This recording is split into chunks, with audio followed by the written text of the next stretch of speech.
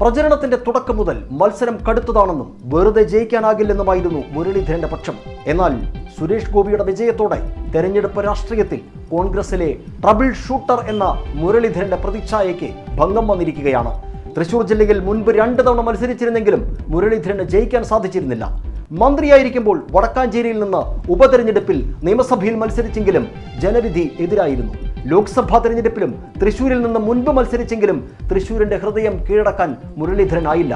ഇക്കുറിയും ചരിത്രം ആവർത്തിച്ചതിനാൽ തൃശൂരിൽ നിന്ന് ഇതുവരെ ജയിക്കാൻ സാധിച്ചില്ല എന്ന രാഷ്ട്രീയ അപമാനഭാരം മുരളിയെ ഇനിയുള്ള കാലം വേട്ടയാടും.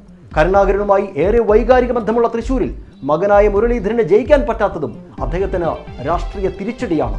നേരത്തെ പ്രചാരണം ആരംഭിച്ച സിറ്റിംഗ് MP TN പ്രതാപനെ മാറ്റിയാണ് സുരേഷ് ഗോപിയെ മണ്ഡലത്തിൽ പോരിനിറക്കുന്നത്. ഇതോടെ TN പ്രതാപന് സ്വാധീനമുള്ള നാട്ടികയിൽ നിന്നടക്കം വോട്ട് ചേർച്ച ഉണ്ടായെന്ന ആരോപണം നേതൃത്വത്തിന്